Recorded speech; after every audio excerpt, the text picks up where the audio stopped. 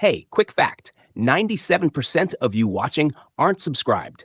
If you're enjoying the content, hit that subscribe button. It's free, helps the channel grow, and keeps you in the loop. Thanks for your support. In the last episode of the worst betrayal in history led to the greatest revenge, we saw how Ji-yeon's power engulfed the creature as soon as his fingers touched Pisu's fur, causing its drooping wings to instantly extend wide. It looked adorable when it successfully changed into the guardian spirit of the Outs constellation.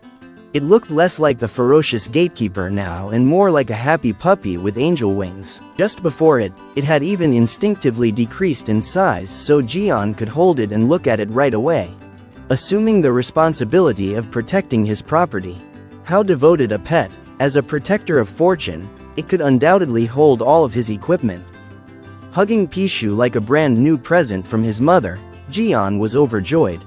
Ignoring Hugo standing dumbfounded in the distance, what in the world happened before they got back that gave his buddy such insane powers, including the ability to turn someone else's guardian spirit into his own. Now that Pisu had become his particular guardian spirit, the system asked him to give it a new name, and Ji-yeon shouted piggy bank. Hugo struggled to contain his displeasure as Ji-yeon was ecstatic with the quality of the name he had just thought of. Under the crimson sunset sky, Hugo's two-story house echoed with Ji-yeon's cry of traitor aimed at his best friend. Hugo was seething, ready to curse him out, but Ji-yeon gave him no chance, constantly ranting about how while his best buddy was out struggling to survive in the tower, outside, Hugo was getting married and enjoying life. Ji-yeon continued to rant about how in just 20 years they had hardly been able to recognize one another, how he had lived like a dog in the demon tower, and how Hugo was able to have a good night's sleep. Hugo was forced to hold back from striking him. Ji-yeon heard Hugo explain that he was living alone. He put on a pouty look and pretended to depart, saying he didn't dare stay at his friend's house any longer. Ji-yeon immediately changed his tone, offering consolation, having a wife, but being alone in this place must be lonely. Hugo was at a loss for words, stammering that they hadn't divorced yet, but it was a long story he didn't know how to explain, so he shifted the conversation to Ji-yeon's situation, asking what really happened in the demon tower back then. That day I was following your orders to deal with the calamities outside, so how could I know what was happening inside? Why could they bring out the head of the crimson-eyed Ji-yeon but say they couldn't bring you out? Ji-yeon smirked. If his friend was curious, he'd indulge him with an answer, clinging to the fact that the backstabber from that day knew the inner workings of the demon tower so well that they kicked him down, fully confident he'd be torn to shreds. But when I find out who it is,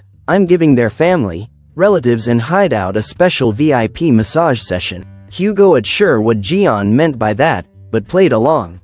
The first step in the plan was for Ji-yeon to craft some equipment that will allow him to beat them up. He raised his hand and summoned a level 1 workshop, letting the system know he wanted to forge a high-grade weapon. Glancing at the screen, he needed to see what materials he had on hand. There was a corrupted essence of the Spider Queen that looked a scary eye, a fragment of a calamity that looked like a deep purple gem. Other than that, various divine artifacts of Ares have been detected. In short, Ji-yeon wasn't much of a patient one. He figured tossing everything into the pot and stirring it up might not create something delicious, but at least it'd make high-quality pig slop. The system responded as the ability to absorb up to 10% of the magic power from anybody it come into contact with. Aside from its appearance and versatility, what Ji-yeon loved most was the horse statue's loyalty to its owner. Hugo, seeing how easily Ji-yeon forged a sacred artifact, tried to act curious, asking for a high-grade equipment that possess an ego. It doesn't look that cool. Before the horse could snap, Ji-yeon answered, do you even know how many rare materials I put into this thing? I was planning to make you one too, but forget it if you're gonna complain. Hitting the right nerve, Hugo began raping after reverting to his dramatic attitude. What a wonderful design, my friend. I have the highest regard for the creator since he is a genius who is perfect in every manner. Is my devotion audible to you? Ji-yeon had stopped listening, but it could wait for now. He stored everything in his magical pouch and prepared to hunt down those scumbag saints for a good beating. Ji-yeon pulled out a flashy golden box, saying that if those saints were hiding in their territory and wouldn't come out, they'd have to be lured into showing themselves. Hugo caught sight of the Aries head symbol on the box and shouted in alarm, Isn't that the sacred storage artifact? It could not only hold anything you wanted, but it could also improve whatever was kept inside provided you paid the correct amount. Hugo found himself a little tempted. Since it belonged to Ares and could only be used by the Ares saint, the true question was why Jian possessed it. Jian nonchalantly replied, "I heard the Sagittarius saint is dirt poor, so I brought this for you to make a quick buck. Didn't I?" If you liked this episode, then don't forget to drop a like and subscribe. The next episode of this manhwa will be released once this part reaches 1,000 views or 5 comments requesting the next part. Hugo angrily defended himself, shouting that he had money, but Jian continued, "The higher the artifact's rank, the more expensive and rare the materials needed to create it. I want to use this thing to gather necessary materials and force those high-ranking saints into some desperate moves." But Hugo still didn't get how they could use this safe if no one could activate it. Hearing his friend's dumb question, Jian snapped back, "You can't even activate this. You really are useless." Hugo felt like pulling his hair out in frustration. "I'm the Sagittarius saint, not Ares." That's when Jian realized his own stupidity, letting out a deflated sigh. "If we can't use it, we'll have to figure out another way. Can't even open it. What good is it?" The easy part was putting the safe away. Given the expression on Jian's face, Hugo's face turned pale as he inquired as to where the letter had disappeared. Hugo was certain that his friend had committed another insane act, and it was true. The challenge letter had probably ended up where it was never supposed to go, under the glowing sunset sky far from Hugo's house. South Korea's Blue House was holding an important meeting. It began with a string of curses. "You useless idiots can't even kill a spider queen without embarrassing yourselves, Leo Saint." With his feet supported up on the table, Commander Oliver showed his contempt for the officials who were unable of doing such a basic task. He waved off someone's attempt to correct his terminology, wondering whether the story of Li Jian's resurrection was real or whether there were any rumors that no one had defeated the Spider Queen. A porcelain dish shattered loudly, interrupting the argument. Gemini Saint Commander Cho Sung-hik smiled, though it was clear he wasn't pleased. "We only failed because we didn't have adequate support. That's why." What Oliver, still lounging carelessly, retorted, "You didn't see the Facto Yangwei getting beaten like a sick dog in that video. That's all over the internet." Sun-yik tried steering Oliver's thoughts toward the idea that maybe some idiot was just given a sacred artifact by a saint rather than being truly powerful. But Oliver mocked him, saying, "If it's that easy, why didn't Gemini take care of the Spider Queen? Yourselves? Watch your mouth. I've got proof that Ares and Gemini contributed to killing the Spider Queen, and an S-Ran disciple even sacrificed themselves there."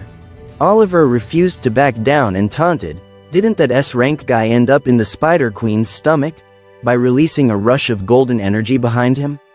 Sun Huck remained mute, swallowing his anger, but as a purple aura rose to oppose Oliver's golden light, the authorities above began to sweat out. The leader was furious at these two and hated how the Blue House had gone from a political meeting ground to a bickering marketplace for these two thugs. Suddenly, the staff burst through the door, inviting the president to watch the latest news. The host looked terrified, as if someone had a gun to his head, while announcing that the broadcast station had just received a mysterious package filled with photos of Yang Wei being tortured and a paper with bright red ink saying "I'm back." What the handwriting was confirmed to match 99% with the deceased Li Jian. Hugo yelled out in shock, questioning his friend lying in bed. "What the hell were you thinking? Announcing to the whole world that you're back killing Yang Wei is already enough to stir up the world. And now you go public like this.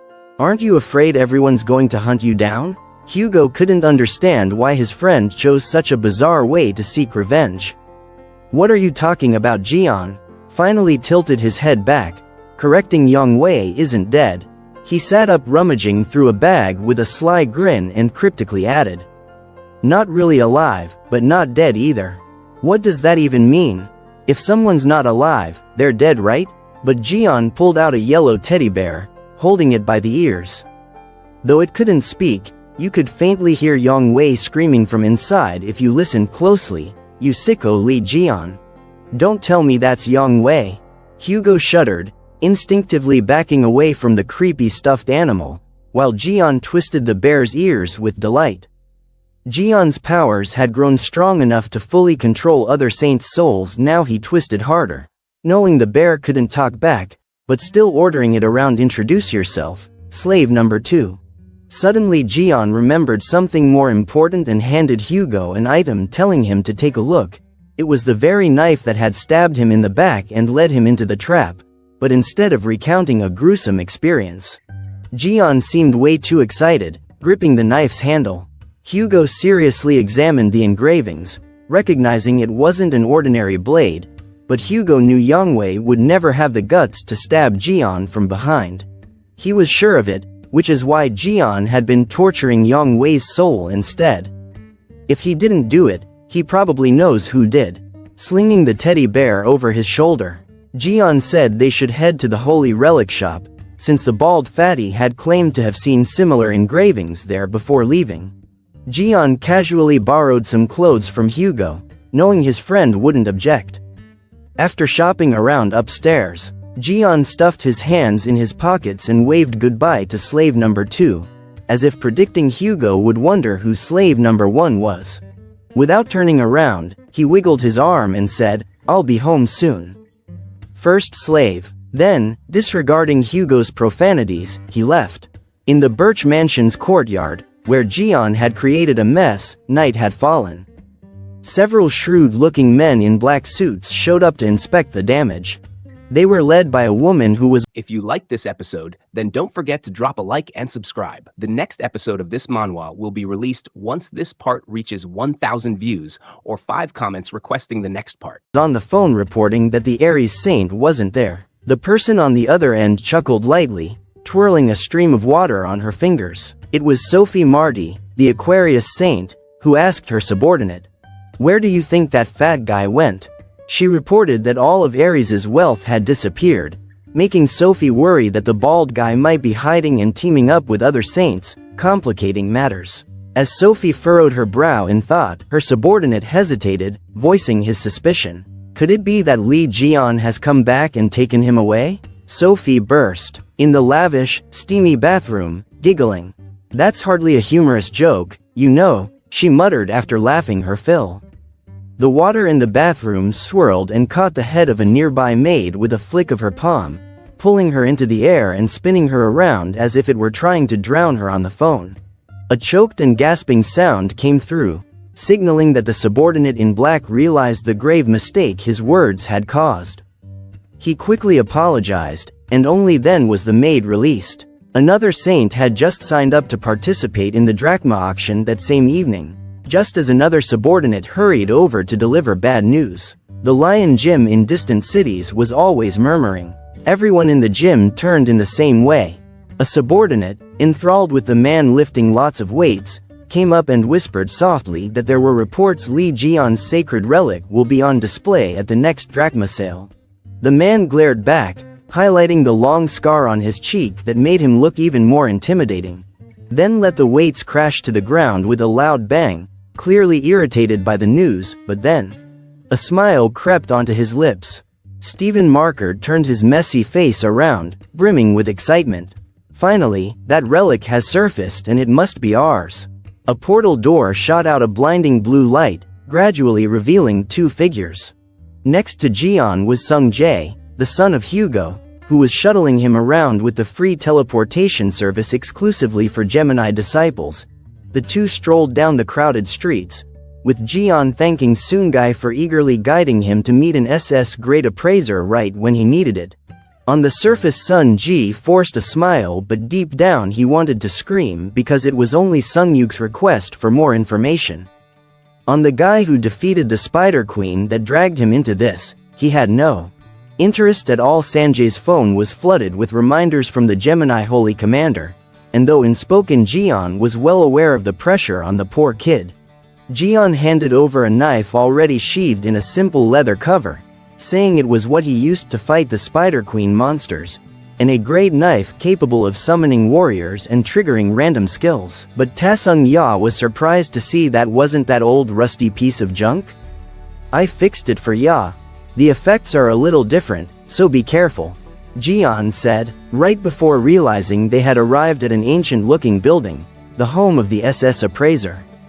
Suddenly, the bustling street grew even more animated as pedestrians pointed and gossiped about someone who just appeared, causing a stir throughout the area.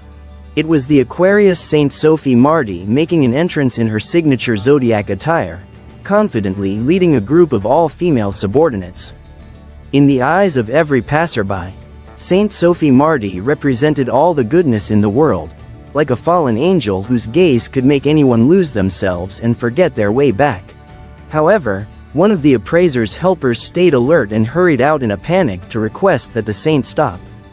On the surface, the appraiser already had another appointment scheduled. While assuming the persona of a compassionate and forgiving saint, Sophie secretly despised the appraiser for being so impolite as to make her wait. At this hour, someone else had an appointment. Who on earth is in there? Inside, the person was curiously examining the various items displayed on the appraiser's shelves, marveling at the sky-high prices, befitting sulfur monosulfide grade relics. The appraiser focused on the holy relic Sung Jy had brought and asked who made it. Jimmy, an SS-grade appraiser with many years of experience, one of the most esteemed in the field, nervously stated that this item could be related to Lord Le Jian. Sungja didn't want to scare the old man, so he pointed at Jian and casually said, "He's the one who made it, but he's just a fan of the 13th Saint Jian. You step outside, I have something important to discuss with this man." As soon as Sungja left, the appraiser immediately questioned, "What's your connection to Lord Le Jian?" While most people focus on his superior combat abilities, to me he's more of a legendary creator. Even though I've seen a ton of fake Li Jian artwork, I can tell this one is authentic after just a quick look. Jian was thrilled to see someone of his caliber acknowledging his sincere efforts, but he kept the information to himself, merely complimenting the appraiser's keen observation. To be honest, the appraiser's face flushed red with embarrassment, as though he were confessing something embarrassing. Lord Li Jian has never had a more favored disciple than me. The unexpected entrance of a purported follower did not surprise Jian, but he was baffled by the man's oddly maiden-like bashful look. Confessing her feelings, he stood there bewildered, while Jin Myung returned with the item to be appraised, muttering that this couldn't possibly be related to Li Jian. Just as Jian was about to punch the guy for acting like he was a fake Jian, Jin Myung pulled out a leather-bound notebook and handed it to him, saying it was something he received when he became a saint's disciple. One look was enough for Jian to recognize that it was the very notebook he had lost years ago. Finally, Jian realized that this appraiser was the rookie who had followed him around China more than 20 years ago, begging him to teach him but never getting the chance. Time had flown by and that talkative young man had turned into a sentimental middle-aged guy. Jin Myoning cried, saying that when Lord Li Jian left, he entrusted this precious memento to him, something he had cherished in his heart ever since.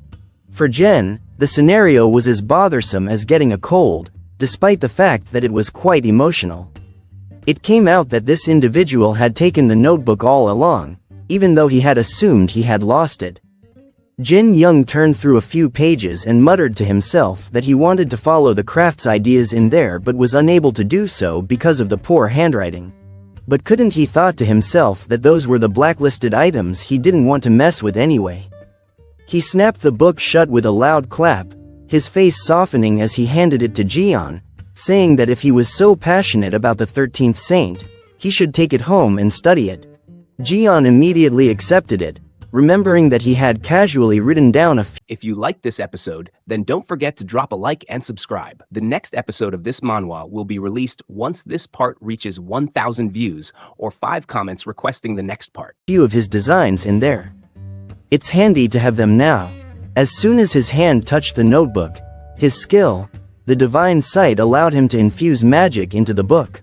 Instantly, Jin Myung panicked as he saw the light gradually seep into the cover, thinking the young man in front of him had the ability to read sacred artifacts that stored memories. He was about to ask him for information when a frantic call echoed from outside.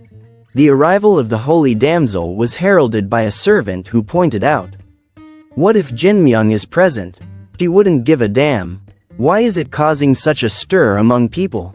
After Sophie stayed patiently outside for a bit, the area she was standing on swiftly transformed into a red carpet for photographers and filmmakers. Just like at an event, she bowed her head silently, cursing the annoying crowd. Every time she wore this outfit out, they always made a big deal about it, standing among the excited crowd. Sunday wasn't too interested, having heard that every time Sophie left the shrine, she always brought trouble to others. After waiting for quite some time without being invited in by the appraiser, and with the noisy crowd constantly flashing lights, Sophie completely lost her patience. She slammed, ignoring the guard who attempted to stop her at the door. She went straight inside. When Sophie saw the person in front of her, she paused for a few seconds, but she was determined to see who this visitor was, someone Jin Ming revered more than a holy virgin. Oh, this lovely guy's face is all I can look at.